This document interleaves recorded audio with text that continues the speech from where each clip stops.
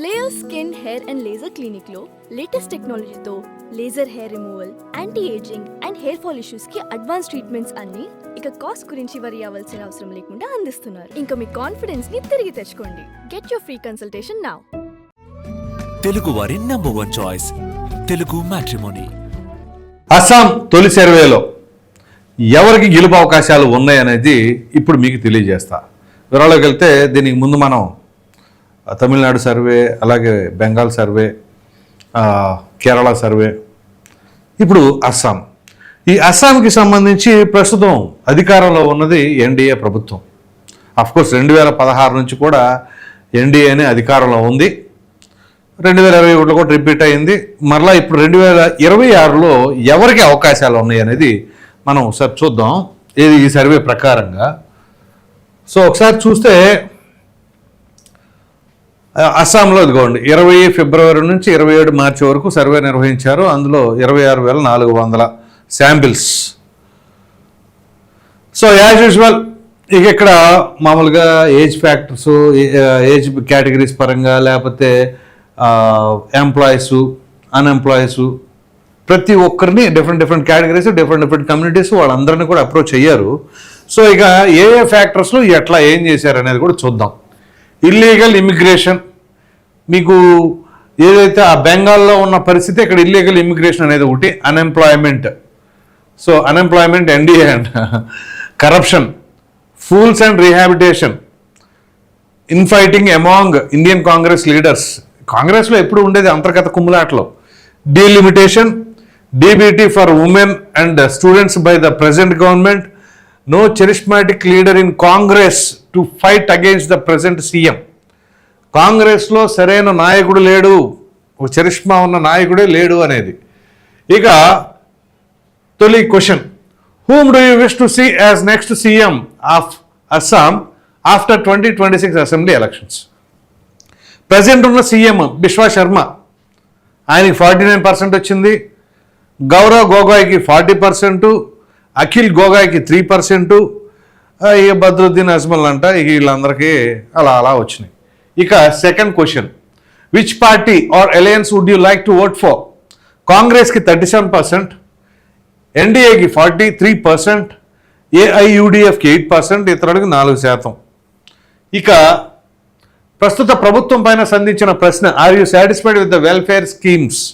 ఇప్పుడు పెట్టిన పథకాలకి వాళ్ళు ఎగ్జిక్యూట్ చేస్తున్న దానికి ఈ 2021 నుంచి 26 వరకు తృప్తిగా ఉన్నారా అంటే ఎస్ అని చెప్పేసి 40, పర్వాలేదు అని చెప్పేసి 20, అసలు పూర్తిగా అసంతృప్తిగా ఉన్నవారు 32, ఇక చెప్పలేమనేవాళ్ళు 8%. Which party alliance will do more development for Assam?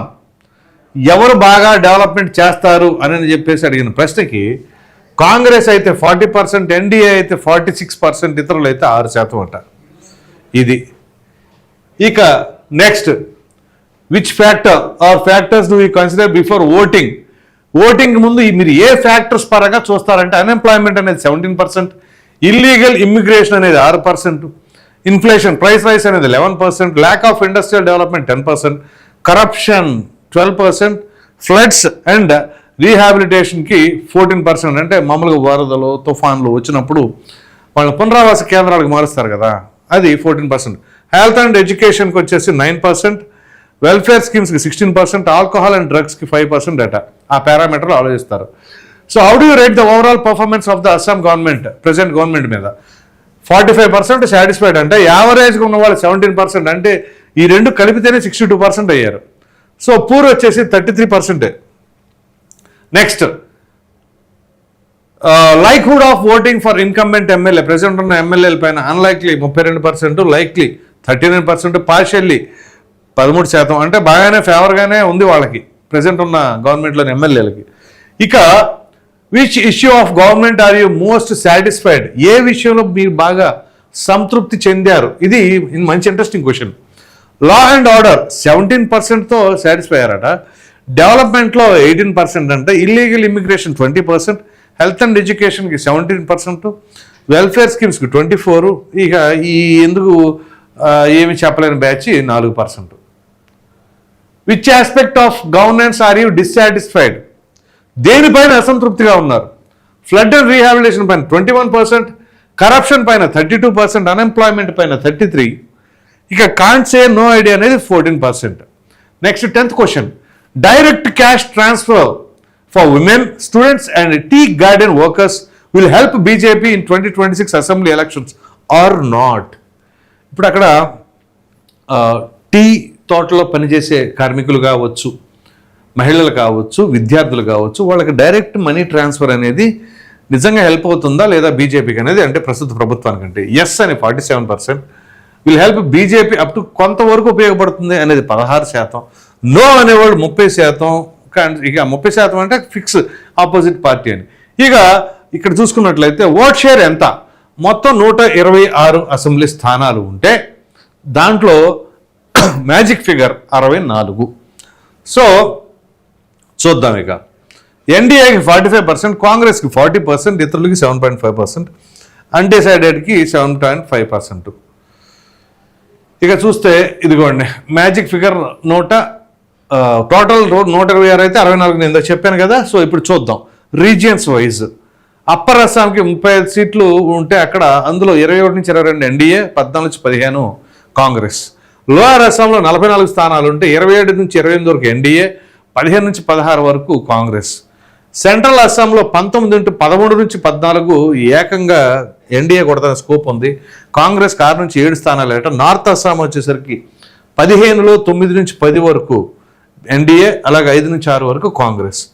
ఇక బరక్ వ్యాలీలో 13 స్థానాలు ఉంటే అందులో 6 నుంచి 7 స్థానాలేమో ఎన్డీఏ, 5 నుంచి 6 స్థానాలు వీరు కాంగ్రెస్ వారు. సో ఇక ఆ ఇతరులు వచ్చేసరికి అదే లోయర్ అస్సాంలో 2 నుంచి 3, నార్త్ అస్సాంలో 1 నుంచి 2, బరక్ వ్యాలీలో 2 నుంచి 4, మొత్తం మీద 5 నుంచి 9. సో టోటల్గా ఇక్కడ మ్యాజిక్ ఫిగర్ 64 అయితే వీళ్ళు ఆల్రెడీ ఈ సర్వేలో 76 నుంచి 81 స్థానాలు గెలవడానికి స్కోప్ ఉంది. 45 నుంచి 50 స్థానాలు మాత్రమే పరిమితం అవడానికి కాంగ్రెస్ పార్టీ పరిస్థితి ఉంది అని చెప్పేసి వాళ్ళు చెబుతున్నారు. సో ఈ రకంగా ఇక్కడ చూస్తే మనకి అస్సాంకి వచ్చేసరికి ఉన్న మొత్తం 126 స్థానాలకు కాను ఆ రకంగా వాళ్ళు గెలవడానికి స్కోప్ ఉంది. 76 నుంచి 81 స్థానాలు గెలవడానికి ఎన్డీఏ అంటే మళ్ళీ మూడోసారి ప్రభుత్వాన్ని ఏర్పాటు చేయడానికి అవకాశం ఉందని ఈ సర్వే సంస్థ చెప్తుంది.